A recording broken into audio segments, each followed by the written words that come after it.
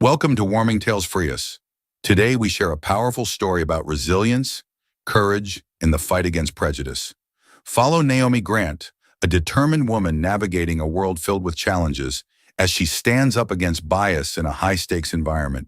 When her journey brings her face to face with unjust assumptions, she finds her true strength in the fight for respect and dignity.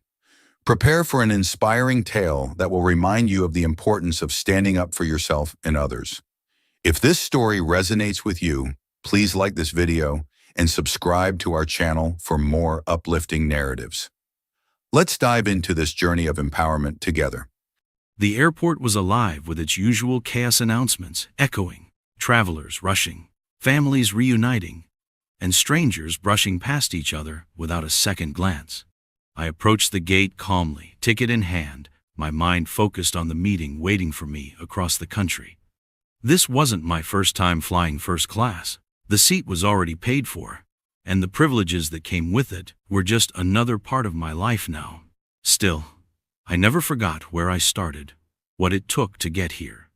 The sweat, the struggles, and the constant fight for respect. It wasn't given, it was earned. As I neared the counter, the flight attendant glanced at me, her expression stiffening in a way I knew all too well. Her eyes darted to the first-class sign, then back to me. Her demeanor shifted, like a barrier rising between us. "Sir, this line is for first-class passengers only," she said, her voice tight, clipped, and pointedly unfriendly. I stopped, catching the shift in tone, but I wasn't in the mood to let someone's assumptions derail my day. I handed over my ticket with a polite nod, saying nothing. She snatched it from my hand, her fingers curling around it like it offended her. "This must be a mistake," she muttered, her words sharp enough to cut. Before I could respond, she tore the ticket in two with a deliberate motion, the sound of the paper ripping loud and final. She stared at me, as if daring me to argue. For a moment, I couldn't move. I stared at the shredded pieces of my ticket in her hand, disbelief washing over me. Around us, the murmurs started. People nearby turned to look. Some raised their phones, the glow of their cameras signaling that this wasn't going unnoticed. "Excuse me," I said, keeping my voice calm. "Why did you do that?" Her expression didn't change. If anything, her smirk deepened. "You don't belong here," she said simply. "Step aside." The words stung, but they didn't surprise me. I'd heard them before, in different forms, in different places. It didn't matter how far I'd come or what I'd achieved. To some people, I'd always be an outsider. But this was different. This wasn't just rude. This wasn't just unprofessional. This was something deeper, something that struck at the core of everything I'd worked for. I took a breath, steadying myself. The old me might have reacted in anger, letting the injustice of the moment consume me. But I wasn't that person anymore. Now I knew the power of patience, the strength in not lowering yourself to meet someone else's prejudice. "I'd like to speak to your supervisor," I said, my voice unwavering. She laughed lightly, like the request itself was beneath her. "You can take it up with customer service. Now, please step aside." The crowd around us grew larger. I could feel their eyes on me, feel the weight of their judgment, but I wasn't going anywhere. Not because of pride or stubbornness, but because I'd learned long ago that moments like these mattered. How you handled them mattered. And sometimes the best response was to simply stand your ground. As the minutes stretched, the murmurs grew louder. People began to speak up. "That wasn't right," someone said. "She tore his ticket for no reason," another added. A young woman stepped closer, holding her phone up. "Excuse me, ma'am," she said to the flight attendant, her voice firm. "What's going on here? Why'd you tear his ticket?" The flight attendant's face flushed, her confidence faltering as the attention shifted. She glanced around nervously, but still refused to look at me. Moments later, a man in uniform appeared, likely her supervisor. He walked up briskly, his expression a mix of concern and confusion as he took in the scene. "What seems to be the problem here?" he asked, addressing her directly. She opened her mouth to speak, but I stepped forward, handing him the torn pieces of my ticket. "This is the problem," I said evenly. "I had a first-class ticket." She tore it up. The supervisor frowned, taking the fragments from my hand. His eyes flicked to the flight attendant, who suddenly looked very small. "Is this true?" he asked her, his tone sharper now. She stammered, the confidence she had moments ago evaporating. "I thought, well, I assumed." He raised a hand to stop her. "We'll deal with this later," he said firmly, before turning back to me. "I apologize for this, sir. Let me get this sorted out for you." But the damage was done. The room was alive with whispers and camera flashes. People knew what they'd seen. The flight attendant stood there, frozen, the weight of her actions finally sinking in. I stayed quiet, letting the supervisor handle the logistics of reissuing my ticket. My thoughts were elsewhere. Moments like these weren't new, but they always left a mark, a reminder of the battles we still had to fight. As I sat down in the lounge, waiting for the next step, I thought about her words, her actions, and what they represented. She didn't know who I was. She didn't know my story. But soon, she and everyone else in that room would, because what she didn't realize was this. She hadn't just torn up my ticket. She had torn up her own assumptions, her own ignorance, and, ultimately, her own future. And she didn't even know it yet. I sat in the lounge, holding the reissued ticket in my hand, staring at it as if it carried the weight of the entire moment. Around me, the airport buzzed with life, but I felt detached, as if watching it all from a distance. The pieces of the original ticket were still fresh in my mind, not as paper but as symbols of something bigger, something harder to define. The supervisor had apologized profusely, his voice filled with tension, but the damage couldn't be undone with words. Moments like that didn't just fade. They lingered, etched into memory, part of a larger tapestry I knew all too well. Yet, I stayed calm. I wasn't thinking about retaliation. Not yet. My thoughts were on something deeper, what this moment meant not just for me, but for everyone watching. I looked around the lounge, catching the eyes of a few passengers who had seen the incident. Their expressions were a mix of sympathy and curiosity. A young woman approached, her phone still in her hand, the screen glowing as if she'd been reviewing the video she had captured. "Excuse me," she said, her voice hesitant but kind. "I just wanted to say, what she did back there was wrong. I recorded the whole thing. If you need it, I can send it to you." I nodded, offering a small smile. "Thank you. That means a lot." She looked at me for a moment longer, then walked away, but her gesture stuck with me. It wasn't just about the video. It was about someone stepping up, someone choosing not to stay silent. That mattered. When the time came to board the flight, I walked to the gate with my reissued ticket. The supervisor from earlier waiting to personally escort me to my seat. He was all apologies, his words tumbling over themselves as he tried to salvage the situation. "We've taken care of everything, sir," he said. "Please accept our deepest apologies for what happened earlier. It was unacceptable, and we'll ensure it's addressed internally." I nodded, offering a polite but non-committal response. "I appreciate that." As I entered the plane, the flight attendant from earlier was nowhere to be seen. Perhaps she had been removed from the flight or reassigned, but her absence didn't erase her actions. I settled into my seat, the leather soft beneath me, the hum of the engines vibrating faintly through the cabin. Around me, the other passengers gave me sidelong glances, their curiosity palpable. The plane climbed into the sky, the clouds parting beneath us, and I stared out the window, my mind replaying the events of the past hour. I had experienced discrimination before, many times in fact, but this felt different. It wasn't just personal. It felt systemic.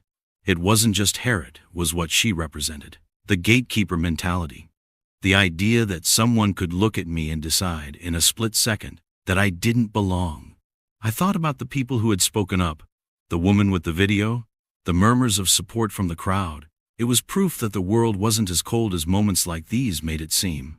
But it wasn't enough. Change needed more than whispers and sympathy.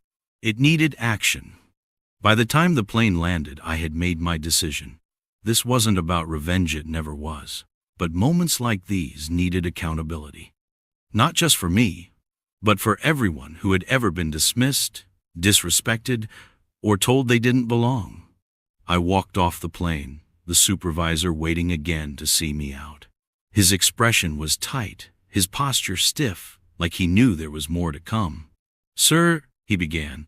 "We sincerely hope your flight was comfortable." I stopped, turning to him. "It was fine, thank you, but I'll need the contact information for your corporate office." He blinked, momentarily caught off guard. "Of course. May I ask why?" I didn't smile. "Let's just say this isn't over." His throat bobbed as he swallowed, but he nodded, quickly scribbling down the information. I tucked the card into my pocket, offered a polite nod, and walked away, leaving him standing there, the weight of the moment settling over him. Back at home, I sat in my office, the corporate contact card on the desk in front of me. The video from the young woman sat in my inbox, waiting to be opened. But instead of jumping straight to action, I paused, thinking about the bigger picture. This wasn't just about me. This was about creating changeurial change. I had spent years building something from nothing, rising through challenges, defying expectations. And now I had an opportunity to use that platform, that power, for something meaningful. I opened my laptop, drafting a message to the airline's CEO. But this wasn't a complaint. It wasn't a rant. It was a story about what had happened, what it meant, and what needed to change. I hit send, leaning back in my chair. This wasn't the end, it was just the beginning. Days later, the phone rang. It was a number I didn't recognize, but I answered anyway. "Hello, this is the CEO of the airline," the voice on the other end said. "I've received your email, and I want to sincerely apologize for what happened. We take this matter very seriously." His tone was respectful, but I could hear the tension beneath it. He wasn't just apologizing, he was worried, and he should be. "I appreciate your apology," I said. "But this isn't just about an apology. This is about action. What happened wasn't just an isolated incident. It's part of a larger problem, and if your airline doesn't address it, you'll be hearing about this from a lot more people than me." There was a pause. Then his voice softened. "What can we do to make this right?"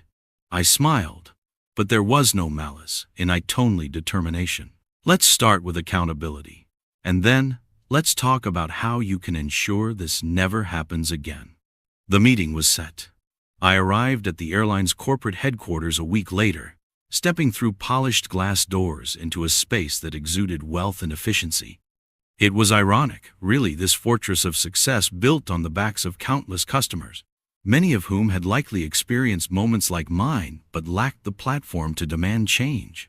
The CEO greeted me in person, a tall man with a crisp suit and the kind of carefully rehearsed smile that corporations perfected. His handshake was firm, his voice measured.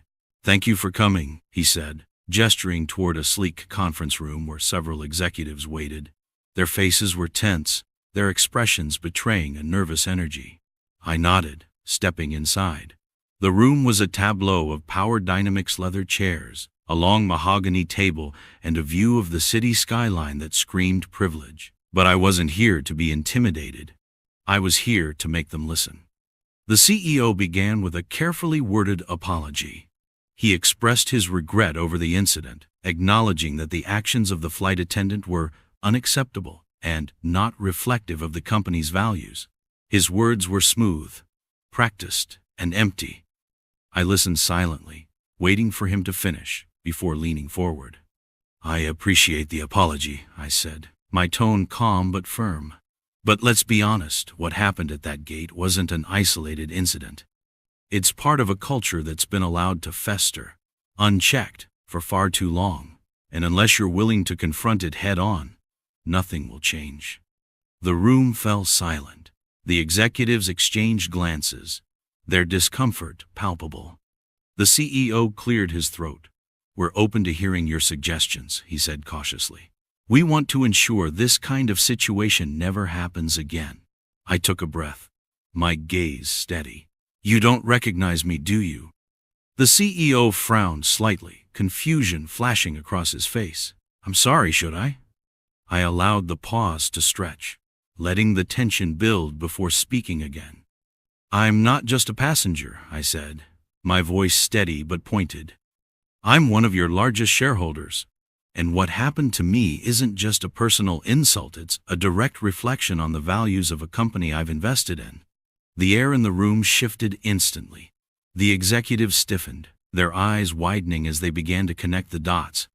The CEO's carefully controlled demeanor faltered for a split second, his mouth opening slightly in shock before he quickly recovered. I see," he said, his tone more subdued now. "That does change things." "Yes, it does," I said, leaning back in my chair, "because this isn't just about me. It's about every person who's ever been treated like they don't belong, who's been judged before they even had a chance to prove themselves. And if your airline is serious about change, you'll start by acknowledging that." One of the executives, a woman seated near the end of the table, spoke up hesitantly. "What would you suggest as the first step?" I looked at her, appreciating the sincerity in her question. "Accountability," I said firmly. "For the actions of your employees, yes, but also for the culture that enables those actions. You need better training, better hiring practices, and a zero-tolerance policy for discrimination at every level." The CEO nodded slowly, his expression thoughtful. "We can implement those changes," he said, "but we'd also like to involve you in shaping them if you're willing." I considered his words carefully. "I'll help," I said finally. "But this isn't just about policies, it's about people. You need to show your customers and your employees that you're committed to doing better." "And how do you propose we do that?" the CEO asked. I let a small smile tug at the corner of my mouth. "Start by owning what happened.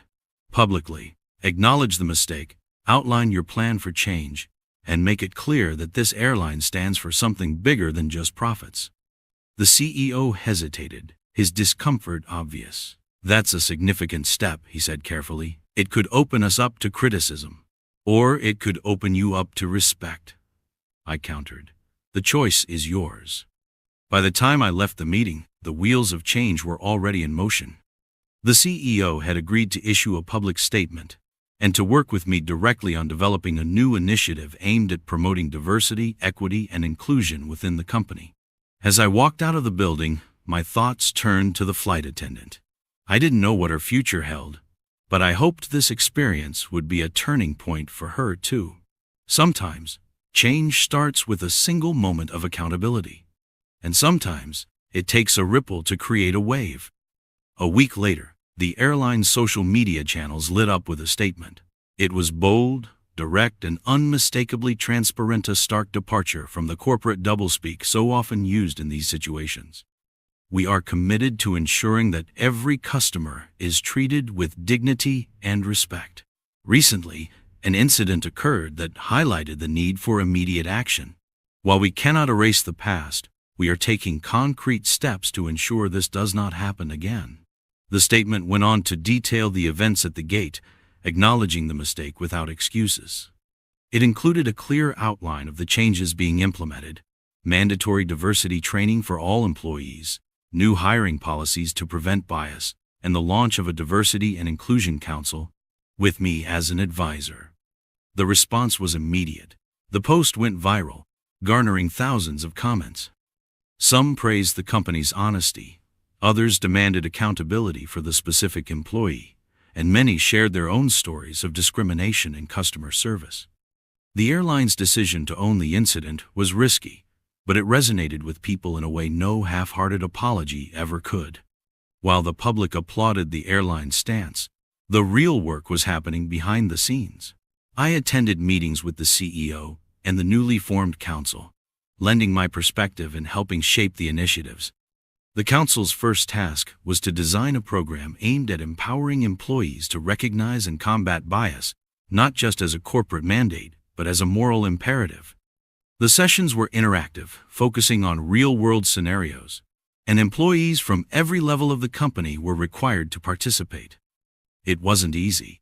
There was pushback from some Corners employees who resisted the changes, executives who questioned the cost. But change is never easy, and I reminded them of this in every meeting. "This isn't just about avoiding bad press," I said during one particularly tense discussion. "It's about creating a culture that people want to be part of, a company people are proud to work for and support." The CEO nodded, his respect for me growing with each conversation. "You're right," he said. "We need to make this part of our DNA." Meanwhile, the flight attendant at the center of the incident had been suspended pending an internal review. I didn't ask for her termination. That wasn't my goal. People don't grow by being cast aside, they grow by being held accountable. When I finally heard from her, it wasn't through the airline but through a handwritten letter. It arrived at my office one morning, the envelope plain and unmarked. Inside, her words were raw, unpolished, and deeply personal. I know what I did was wrong, and I want to apologize. Not because I got caught, but because I see now how much harm I caused not just to you, but to everyone who witnessed it. I was wrong to judge you, and I'll carry the weight of that mistake with me forever. I read the letter twice, then folded it carefully. It wasn't redemption, but it was a start. As weeks turned into months, the changes began to take shape. Employees shared stories of how the training sessions opened their eyes to biases they hadn't realized they held. Customers started noticing a difference in how they were treated from the gate to the cabin. But the ripple didn't stop there. Other airlines began reaching out to the council, asking for guidance on implementing similar programs. What started as a single incident at one gate was evolving into a movement, forcing the industry to confront its flaws and do better. Through it all, I couldn't help but reflect on how far I'd come, not just in life, but in my perspective. A younger version of me might have approached the situation with anger, demanding immediate retribution. But I'd learned that real power lies in patience, in strategy, in the ability to turn a moment of injustice into an opportunity for change. The experience reminded me that progress isn't about perfection, it's about persistence. Every step, no matter how small, contributes to a larger journey.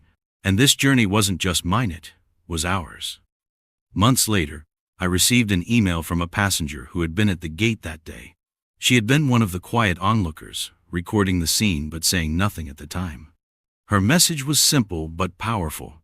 I was there when it happened. I didn't speak up, and I regret it.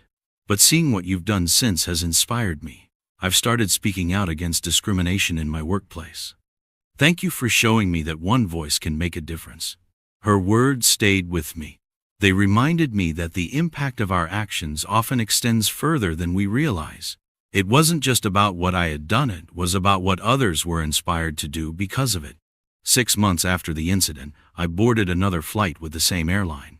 The changes were palpable. The gate staff greeted every passenger warmly, their smiles genuine.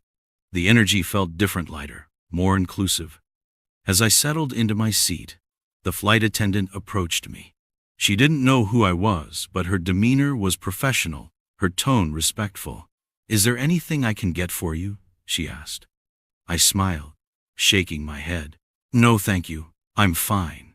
She nodded and moved on, and I leaned back in my seat, feeling a quiet satisfaction. This wasn't about being recognized or treated differently.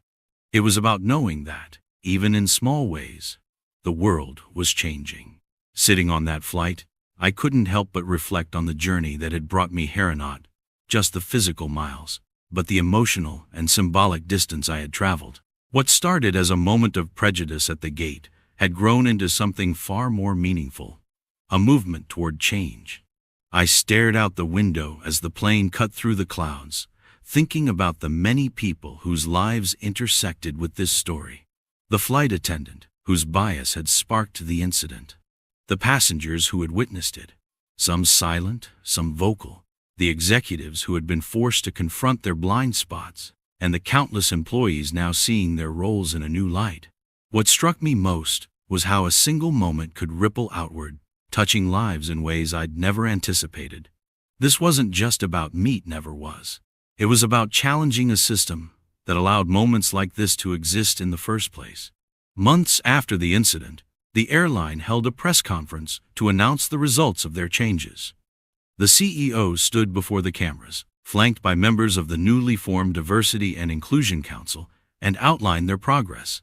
The numbers were promising. A significant reduction in customer complaints related to discrimination, increased employee satisfaction scores, and a surge in positive feedback from passengers. But more importantly, they shared stories, real stories from employees and customers who had experienced the difference firsthand. I watched the broadcast from my office, feeling a quiet pride. This was what real change looked like, and not a quick fix, but a sustained effort to do better. And while I'd played a role in sparking it, the credit belonged to everyone who had taken up the cause. One afternoon, as I reviewed a report from the council, my assistant entered with an unexpected visitor, the young woman who had recorded the incident at the gate. She smiled nervously, clutching a small envelope in her hands. "I wanted to thank you," she said, her voice steady but soft, "for standing up that day, for turning it into something bigger." I nodded, gesturing for her to sit. "I should be thanking you," I said. "You didn't have to record it, you didn't have to share it, but you did, and it made a difference." She handed me the envelope. Inside was a letter, a heartfelt account of how the experience had inspired her to pursue a career in advocacy. She'd started volunteering with organizations that focused on equity and justice, using her voice to amplify those of others. As I read her words, I realized again how powerful these ripples could be. Change wasn't just about policies or headlines, it was about the people who carried its message forward. Weeks later, I was asked if I wanted to meet the flight attendant who had torn my ticket. The airline had offered her the chance to undergo additional training and remain with the company, but only if she was willing to take full accountability for her actions. At first, I hesitated. What would I say to her? What could she say to me that would change what had happened? But then I thought about the larger message that growth only happens when we confront our mistakes. The meeting was held in a quiet room at the airline's headquarters. She entered slowly, her hands clasped tightly in front of her. Her eyes met mine briefly before dropping to the floor. "Thank you for agreeing to meet with me," she began, her voice barely above a whisper. "I know I don't deserve your forgiveness, but I wanted to tell you how sorry I am. I judged you unfairly." Her words were raw, unpolished. This wasn't a rehearsed corporate apology, it was a human one. I nodded, my own voice calm. "I appreciate your honesty. But this isn't just about me. It's about what you'll do moving forward. What happened at that gate can't be erased, but it can be a turning point. Use it to grow. Use it to do better." She nodded, her eyes glistening with tears. "I will." As she left, I felt a strange sense of closure. It wasn't about excusing her actions, it was about knowing that even the smallest moments of accountability could spark change. In the months and years that followed, the airline's initiatives continued to grow. Their story became a case study in business schools, an example of how companies could turn moments of crisis into opportunities for transformation. Other industries began reaching out, asking how they could implement similar programs. And while not every company took the same bold steps, the conversation was changing. People were paying attention. People were speaking up. For me, the experience left a lasting mark, not just on how I viewed the world, but on how I chose to move through it. I continued my work with the council, but I also began speaking at events, sharing my story with audiences who could carry its message forward. At one such event, a young man approached me afterward. He was nervous, his hands fidgeting as he spoke. "Your story reminded me of something that happened to me once," he said. "I didn't have the confidence to stand up then, but I want to now. How do you do it?" I smiled, placing a hand on his shoulder. "You start small," I said. "You start by believing that your voice matters, and then you use it, even when it feels like no one's listening." As the plane touched down on my most recent flight, I looked out at the runway, thinking about how far we'd come. It wasn't a perfect world, not yet, but it was better. And sometimes, better was enough to keep moving forward. The passengers around me gathered their belongings, the hum of conversation filling the cabin. I stood, grabbing my bag, and stepped into the aisle. As I exited the plane, the flight attendant smiled warmly. "Thank you for flying with us," she said, her tone genuine. And for the first time in a long time, I smiled back.